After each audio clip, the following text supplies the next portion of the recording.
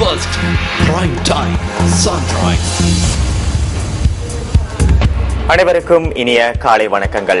நீங்கள் இணைந்து கொள்வது பிரைம் டைம் சன்ரைஸ் காலை நேர பிரதான செய்திகளுடன். இன்று செப்டம்பர் மாதம் 16ஆம் தேதி செவ்வாய்க்கிழமை. மணந்திருக்கும் இந்த நாள் அனைவருக்கும் மகிழ்ச்சி பொங்கும் நாளாக அமைய வேண்டும் என்று நியூஸ் ஃபர்ஸ்டின் சார்பாக எமது வாழ்த்துக்களை தெரிவித்துக் கொள்கின்றோம். காலை நேர பிரதான செய்திகளில் முதலில் தலைப்புச் செய்திகள். கிளிநொச்சியில் இடம்பெற்ற வாகன விபத்தில் 2 பலி.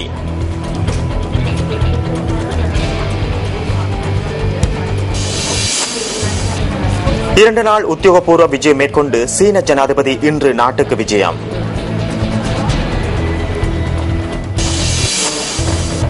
IS தீவிரவாதிகளை அழிப்பதற்கான முயற்சியில் அமெரிக்காவுடன் இணைந்துள்ள பிரான்ஸ் ஈராக்கில் தாக்குதல் மேற்கொள்வதற்கான போர் விமானங்களை அனுப்பி வைத்துள்ளது.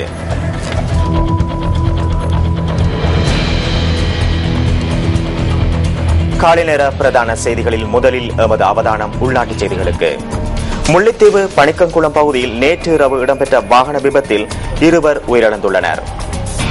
இந்த விபத்தில் காயமடைந்த வாகனத்தின் சாரதி உள்ளிட்ட மேலும் 3 கிளிநொச்சி வைத்தியசாலையில் சிகிச்சைகளுக்காக அனுமதிக்கப்பட்டுள்ளதாக போலீசார் குறிப்பிட்டனர். கொழும்பிலிருந்து யாழ்ப்பாணம் நோக்கி பயணித்த வேன் ஒன்று பணிக்கங்குளம் A9 வீதியில் நேற்றிரவு 11:30 அளவில் கட்டுப்பாட்டை இழந்து தடம் புரண்டு விபத்துக்குள்ளாகியுள்ளது. விபத்தில் வாகனத்தில் பயணித்த 2 சம்பவ இடத்திலேயே உயிரிழந்துள்ளனர். உயிரிழந்தவர்களின் சடலங்கள் கிளிநொச்சி வைத்தியசாலையில் வைக்கப்பட்டுள்ளன. விபத்து தொடர்பில் வாகனத்தின் சாரதி கைது செய்யப்பட்டுள்ளதாக மாங்குளம் போலீசார் தெரிவித்தனர். விபத்து தொடர்பான மேலதிக விசாரணைகளை மாங்குளம் போலீசார் முன்னெடுத்துள்ளனர்.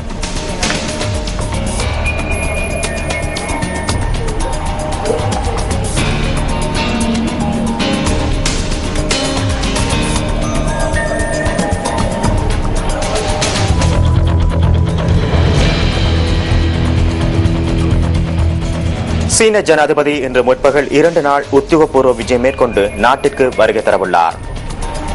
சீன ஜனாதிபதியை வரவேற்கும் வகையில் இன்று முற்பகல் ஜனாதிபதி செயலகத்தில் விசேட நிகழ்வொன்று ஏற்பாடு செய்யப்பட்டுள்ளதாக ஜனாதிபதியின் பேச்சாளர் மொஹான் சமரநாயக்க குறிப்பிட்டார். அதன் பின்னர் 2 நாட்டு ஜனாதிபதிகளிடையே விசேட கலந்துரையாடல் இடம்பெறவுள்ளது. 2 நாடுகளுக்கும் இடையில் சுதந்திர வர்த்தக உடன்படிக்கை உட்பட சில உடன்படிக்கைகள் கைச்சாத்திடப்படவுள்ளதாக ஜனாதிபதியின் பேச்சாளர் மொஹான் சமரநாயக்க மேலும் தெரிவித்துள்ளார்.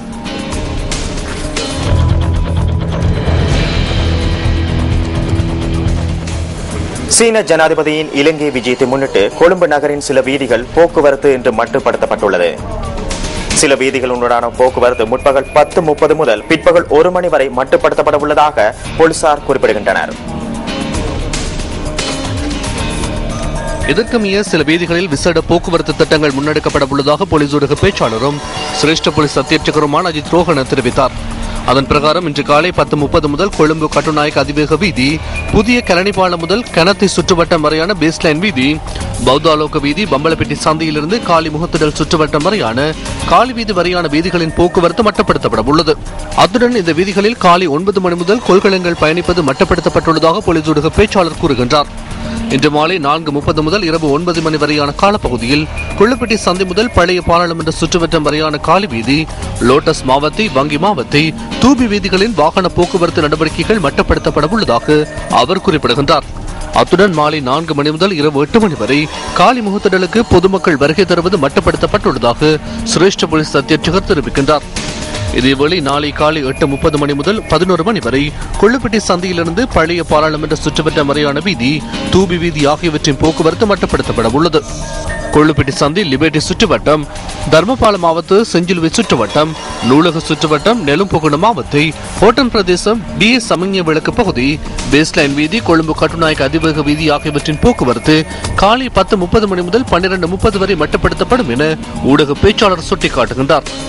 இந்த காலப்பகுதிகளில் இந்த வீதிகளில் பயணிக்கும் சாரதிகள் மாற்று வழிகளை தெரிவு செய்யுமாறு கேட்டுக் கொள்ளப்படுவதோடு இந்த வீதிகளுடன் தொடர்புடைய ஏனைய வீதிகளிலும் இந்த காலப்பகுதியில் போக்குவரத்து நெரிசல் ஏற்படக்கூடும் என சிரேஷ்ட போலீஸ் அத்தியட்சகர் அஜித் ரோஹன மேலும் தெரிவித்தார்.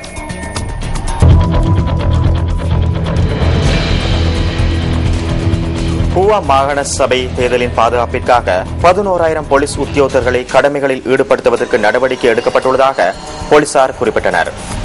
மாகாணத்தின் பாதுகாப்பை உறுதிப்படுத்தும் நோக்கில் இந்த நடவடிக்கை முன்னெடுக்கப்பட்டுள்ளதாக போலீஸ் ஊடக பேச்சாளரும் சிரேஷ்ட போலீஸ் அத்தியட்சருமான அஜித் ரோஹன தெரிவித்தார்.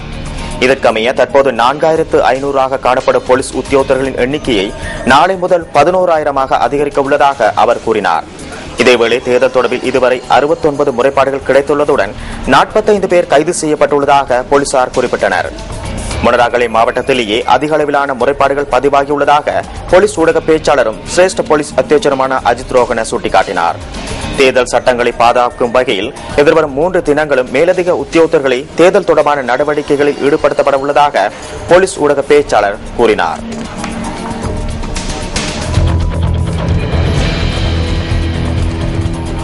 இலங்கைக்கு விஜயம் செய்துள்ள நோர்வே பிரதிநிதிகள் குழுவினர் கிளிநொச்சி மாவட்டத்துக்கு நேற்று விஜயம் செய்தனர். நோர்வே அரசாங்கத்தின் நிதியுதவியில் கிளிநொச்சி மாவட்டத்தில் முன்னெடுக்கப்படும் அபிவிருத்தி பணிகளை இந்த குழுவினர் நேரில் பார்வையிட்டுள்ளனர். பூநகரி பகுதிக்கு முதலில் விஜயம் செய்த இந்த குழுவினர் பால் சேகரிக்கும் நிலையத்தை பார்வையிட்டனர். பின்னர் கிளிநொச்சி பனை தென்னை அபிவிருத்தி திணைக்களத்துக்கு விஜயம் செய்து அங்கிருந்த ஊழியர்களுடன் கலந்துரையாடினர். நோர்வே பிரதிநிதிகள் குழுவினர் இன்று கிளிநொச்சி மாவட்ட அரசாங்க அதிபரை சந்திக்க உள்ளமை குறிப்பிடத்தக்கது. பின்னர் முல்லைத்தீவு மாவட்டத்துக்கான விஜயத்திலும் இந்த குழுவினர் ஈடுபட உள்ளனர்.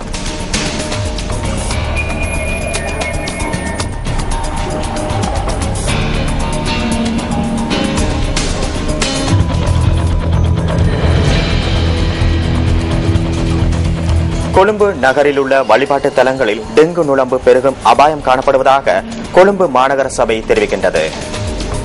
கொழும்பு நகரில் 112 வழிபாட்டு தலங்கள் சோதனையிடப்பட்டதாக கொழும்பு மாநகர சபையின் பிரதான சுகாதார வைத்திய அதிகாரி ருவன் விஜயமுனி தெரிவித்தார். அவற்றுள் 13 வழிபாட்டு தலங்களில் டெங்கு நுளம்பு பெருகும் அபாயம் காணப்பட்டதாக அவர் குறிப்பிட்டார்.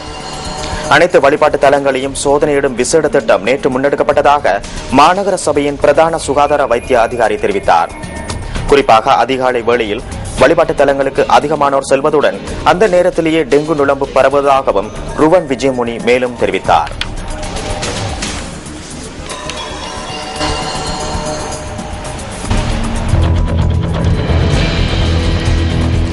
புத்தளம் சிலாபம் பிரதான வீதியின் 10ஆம் கட்டையிலிருந்து கனமூளை வரையான பகுதி சேதமடைந்து காணப்படுவதாக பிரதேச மக்கள் நியூஸ் ஃபர்ஸ்டுக்கு தெரிவிக்கின்றனர்.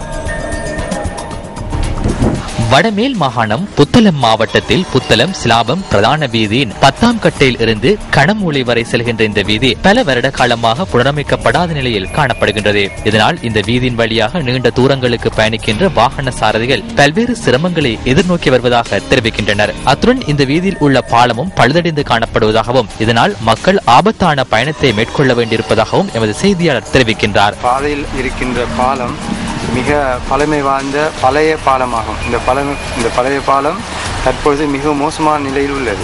இந்த பாலத்தை மிக விரைவில் இதை செய்யாதவிடில் சில வேளைகள் பாரதூரமான விளைவுகளை உண்டு பண்ணக்கூடிய சந்தர்ப்பங்கள் அதுக்கு இருக்கின்றன. தினந்தோறும் ஆயிரக்கணக்கான வாகனங்கள் இந்த வீதியின் ஊடாக செல்கின்றன. இந்த வீதியை புனரமைக்கும் பட்சத்தில் தமது பயணத்தை சுலபமாக மேற்கொள்ள முடியும் என பிரதேச மக்கள் அங்கலாய்க்கின்றனர். அடிப்படை தேவைகளில் ஒன்றான வீதியை புனரமைத்து மக்கள் சிரமங்களின்றி போக்குவரத்தை மேற்கொள்ள நடவடிக்கை எடுக்க வேண்டியது சம்பந்தப்பட்டவர்களின் கடமையாகும். இதனால் மக்கள் மிகவும் அசௌகரியங்களை அனுபவித்து வருகின்றனர். இந்த வீதியினால் வாகன சாரதிகள் மற்றும் பஸ் கனரக வாகனங்கள் எதுவுமே செல்ல முடியாமல் இருப்பதனால் தயவு செய்து உரிய அதிகாரிகள் இதனை கவனத்தில் கொண்டு இந்த வீதியை புனர் நிர்மாணம் செய்து தருமாறு நாங்கள் கேட்டுக்கொள்கின்றோம். பிரதேச மக்களும் புத்தளம் சிலாபம் பிரதான வீதியூடாக பயணிப்பவர்களும் இந்த வீதியை நவீன முறையில் அமைத்து தருவதற்கு விரைவாக நடவடிக்கை எடுக்குமாறு கோரிக்கை விடுக்கின்றனர். உங்கள் வாழ்க்கை எங்கள் செய்தி. இத்துடன் பிரைம் டைம் சன்ரைஸ் காலை நேர பிரதான செய்தி நிறைவு பெறுகின்றது. தொடர்ந்தும் சக்தி டிவியில் பிரஸ் ரிலீஸ் நிகழ்ச்சியோடு இணைந்திருங்கள். வணக்கம். Hotline 0114-896-896 www.newsfirst.lk.